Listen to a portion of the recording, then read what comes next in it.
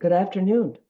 On behalf of myself, Allison Weaver, our Director of Ops and Marketing, and Laura Grease, our Claims Director, we want to extend a warm welcome to this Friday the 13th presentation of American Horror Story, Long-Term Care Edition. Before we jump in, I want to just let you all know how grateful we are for all the work you do on behalf of others and caring for others. Today's 30-minute webinar is designed to give you vital information for avoiding claims in a digestible format.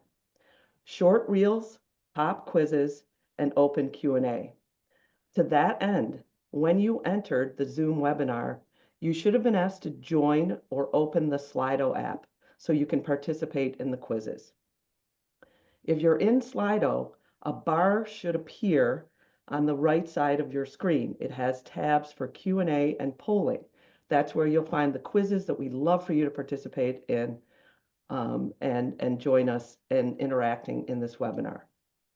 If you don't have Slido, please leave the webinar and rejoin, and then click that join button upon reentry. Please don't use the Zoom chat as we're communicating through this Slido app, and the chat will pull you out of the Slido flow. So let's turn to Laura now to paint the grim picture of our claims horror stories so we can make sure this doesn't happen to you. Laura? Hi, I'm Laura Grease, and I'm the Director of Claims at PCH Mutual. And we have compiled, our colleague Lucy actually has compiled a series of TikTok-like videos to tell you the stories that inspired some of our claims. We want, first of all, to let you know we have done this for educational purposes. There is always something you can learn from a claim, and we want to make sure we're all learning from it. But we also want you to know we are absolutely here for you. We are here if accidents happen, if you make a mistake. As the Director of Claims, I'm the person you will be in touch with if you do have a claim, and that is why you have insurance. That is why we exist. Without further ado, we're going to move on to the next slide, and you're going to hear from Lucy about an incident we hope to avoid in the future. This is a wild story about a resident losing his balance. Meet Mr. J, a very independent man who has just been discharged after a long hospital stay. When he arrived at his new facility, he was alert and determined to regain his strength. However, he was noticeably unsteady on his feet. His family insisted that it was important for him to walk and rebuild his strength. A physical therapy appointment was also made for the next week. However, this might not have been enough time. 2 days into his stay, Mr. J fell and injured himself. It was only after reviewing his records that the staff learned something crucial. Before his hospitalization, Mr. J was using a walker and no one had mentioned it. It had been tucked away in a storage closet, totally forgotten about. The fall could have been avoided. What went wrong here? Okay, so now it's time for the quiz. We're gonna, there are a series of questions. Allison, you wanna move it on? I'll tell them it's multiple choice. So in the Slido, you will see the questions. What could have been done in this instance to first prevent Mr. J's fall, and then assuming he fell and fractured a hip, how could the facility have acted to avoid a lawsuit or at least be able to defend themselves in a lawsuit? Answer A, upon readmission, review prior notes and update the resident's care plan to include the mobility aid. Could they have checked with the physician and requested an order for an ambulatory aid if one was not already in place? Or answer C, discuss with resident and their family and consider a managed care agreement if the resident declines to use an ambulatory aid. So Mr. J, he was independent, he wanted to move, great, but could it have been answer C, use a managed care agreement, or D, all of the above? And then while you're at it, fill out the answer in the Slido app on the side of your screen. And while you're at it, also feel free in the Q&A, let us know, assuming he did fall and break his hip and the family sued, how much do you think a jury would have awarded in this instance? Allison, I just want to alert you, my voting says it's closed. I don't know if anybody participating in the webinar has a poll that says voting closed. So I'm not able to vote. Oh. Laura, are you able? Yeah, I can't vote either. We'll wait a second, see if we can resolve that. If not, you can just put A, B, C, or D in the Q&A, and we will just review that. We'll give you a second on that one. Sure. And you know, in solidarity, we did say these are all of these videos are based on true events. Many are inspired by claims or composites of claims we have seen in the past. This first one, that was me. That was my dad. I was the caretaker who didn't follow through. So it's solidarity there. It is tough being a caretaker, and there is always more you can do. And after an accident, you always look back and wonder. All right. Should I skip on this one to the answer, and we can figure out on the next Yeah, one we can get let's move ahead and Sure. So the answer in this one is D, all of the above. Look, if there was already an order in place, absolutely, you know, that would have been the first place to look if there was something on the initial assessment. But all of those things could have been done, even if you couldn't get a physical therapy consult. Had you call, you know, had a caregiver called, you prevent yourself, that would prevent liability in a lawsuit. We'll move on now to the next slide, the next TikTok-like video on pressure injuries. Here's a story about how a small decline turned into something much bigger. Mary was living happily in assisted living for years. Her family and facility staff were aware that she was declining, but the decline in both her cognitive and physical abilities was gradual. Though she primarily used a wheelchair, she could still walk short distances and reposition herself in bed. so sorry. In November, things started to change. Mary began experiencing hip pain and would yell out whenever staff assisted her with transfers. Her primary care physician recommended an orthopedic consult, but there was confusion over who should schedule it. A week passed before the facility made the appointment, but the earliest availability was still weeks away. In the meantime, Mary's mobility rapidly declined. Unable to move comfortably, she favored sitting on her other hip. Over a short time, this caused a deep tissue injury, which worsened into a severe, unstageable wound requiring multiple surgical debridements. The wound became infected and her condition deteriorated.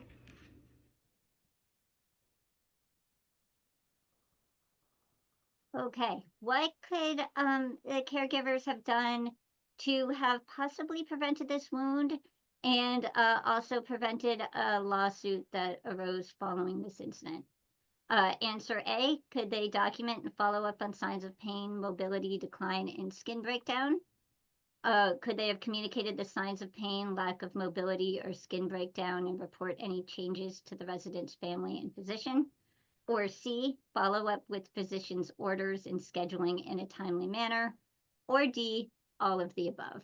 And it looks like our quiz is working, so feel free to enter your answer in the column at the right side of your screen. And also, and I will let you know at the end what some of these cases are worth, what jury verdicts have come down, and average settlement values. So feel free to, you know, participate like it's a game show and see if you can guess what this type of wound case would cost. And you can throw that number in the Q&A. All right, it looks like you guys are really great. All of the above, absolutely. The skin breaks down quickly, and documenting and communicating all of the changes is extremely helpful. And if you follow up with the physician, the resident maybe could have gotten some help sooner and it prevented the skin breakdown. Should we move on to our next story? Resident on resident violence. This is a tough one, and Lucy will tell you about it. Here's a story about how a simple disagreement escalated into something far worse. Late one night, Tom, a personal care home resident, was watching TV in the common room. He had the volume turned up high to hear it clearly. Unknowingly, Jack, a resident of 20 years who used a walker, was trying to sleep in the nearby room. The loud TV frustrated Jack. He got out of bed and hobbled toward the common area to confront Tom. When Jack entered the room, the tension escalated immediately. Jack began to yell at Tom about the noise, and this caused Tom to respond unkindly. The argument intensified. Then, in a moment of rage, Jack grabbed a fireplace poker and struck Tom, severely injuring him. The entire incident happened so quickly that staff, though nearby, couldn't intervene in time. Both residents were left shaken, with one severely hurt. Could this have been prevented? Okay, so we've got another quiz teed up. Could this have been prevented? What could we possibly do? And the how do we manage late night activities and shared spaces while respecting the needs of all residents? That is tough to balance because they oftentimes have competing needs and wants. But what could have been done differently here? A, set and clearly communicate rules around noise levels at certain hours or areas. B, separate angry and combative residents who you know have a history of tension. C, call for a psychiatric consult for angry and combative residents. Or D, all of the above.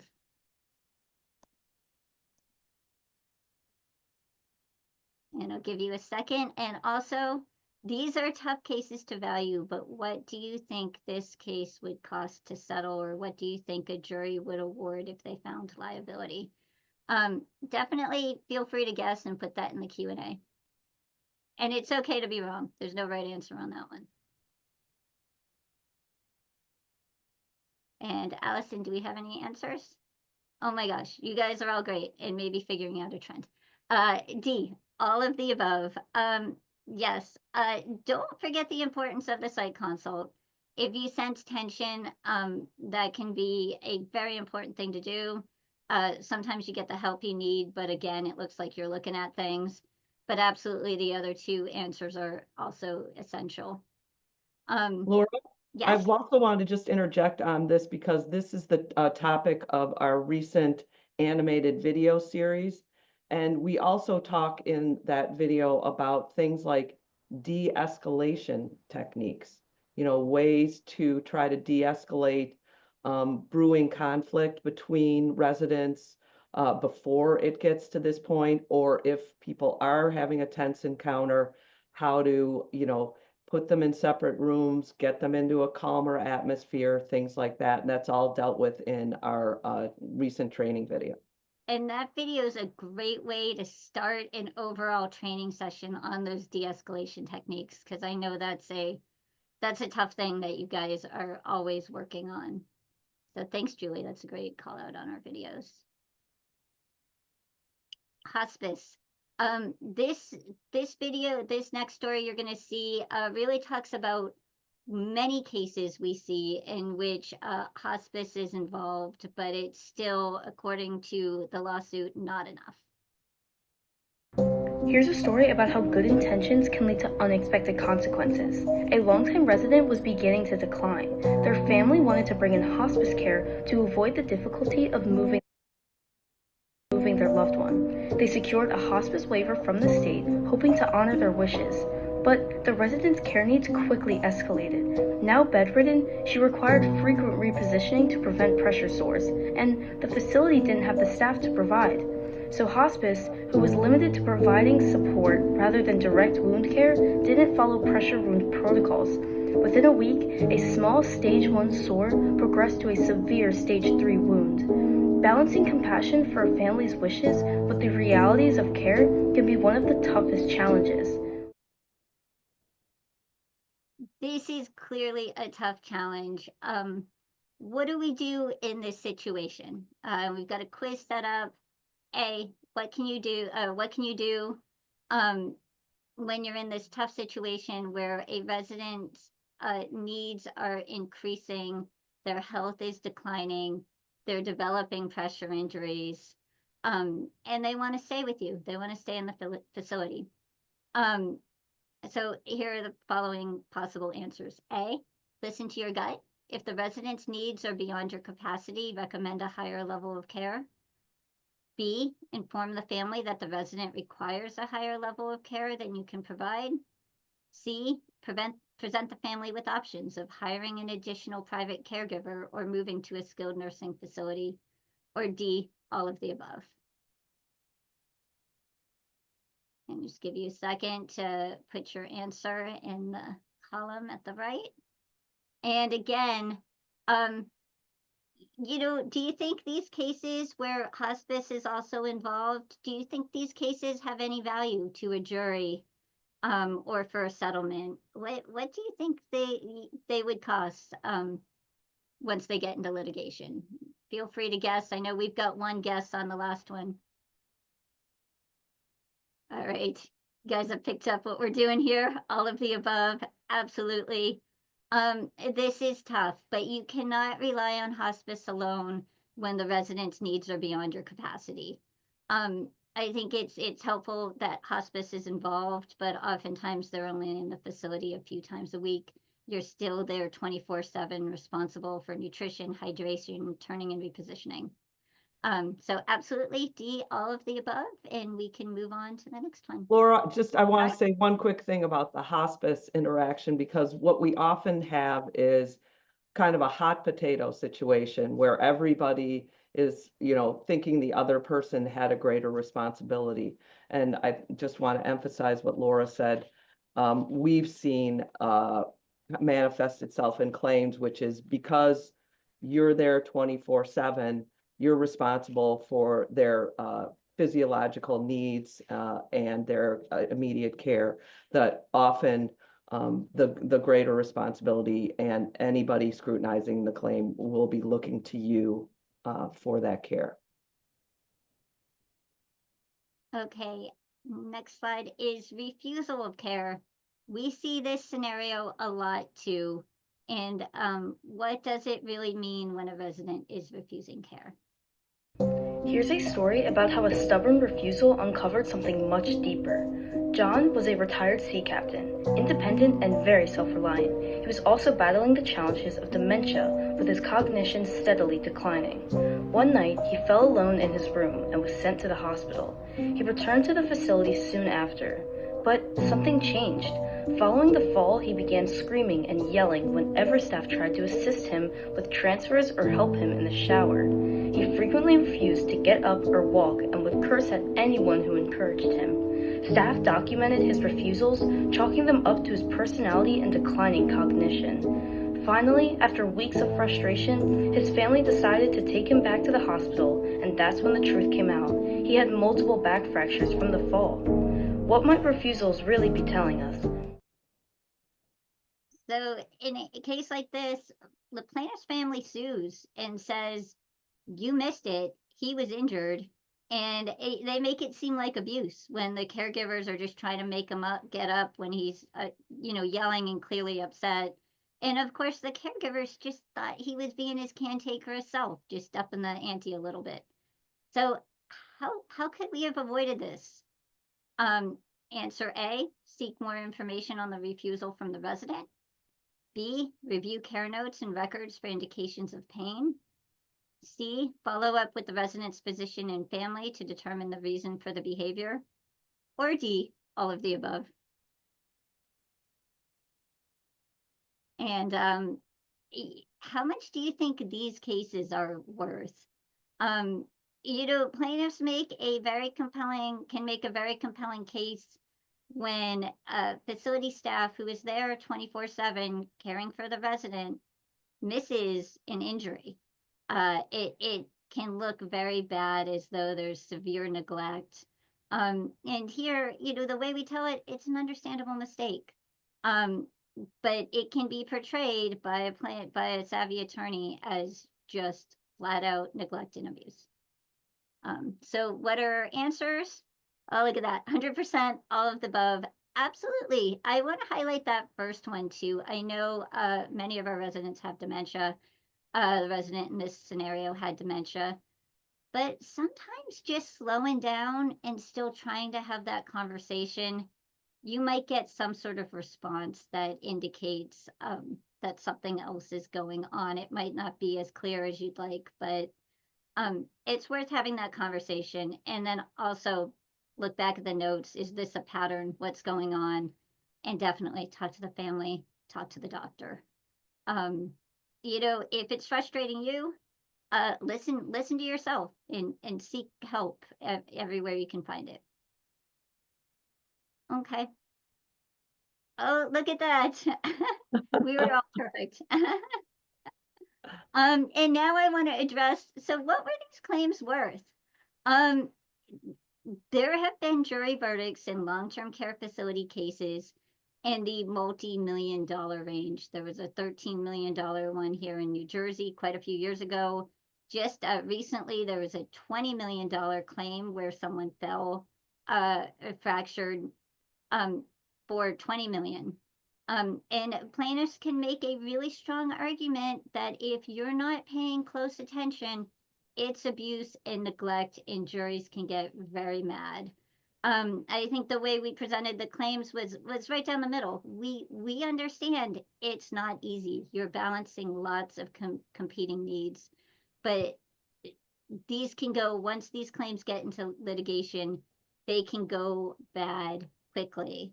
I see we do have one answer in the Q&A with a 225 settlement on. That was on the resident-on-resident violence case, I think, Laura. Yeah. And you know what? Like, that's a decent sort of settlement range for many of our cases. Now, these cases all can go bad at PCH Mutual. Like I said, we're here for you. If you have a claim, that's what we do. And we do resolve these often well within the policy limits. A 225 settlement on a wound case is pretty good. That's considered a win. Those wound cases can go bad. A resident on resident violence, great guess, Victor. In some cases, yes, that's right on the money. But those are, I mean, a jury can get really, really mad, and those can go, sky's the limit on that, depending on the damages and depending on how mad a jury could be. But we definitely work hard to make sure we get them done, certainly within the policy limits or well within the limits. And we do recognize how painful it is for you, our members, to go through that claims process. And Laura's very sensitive to that as well. That definitely, we know it's not easy, but that's what we do. Finally, we're looking at the word communication as a thread through the whole presentation. If you picked up that theme, that is great.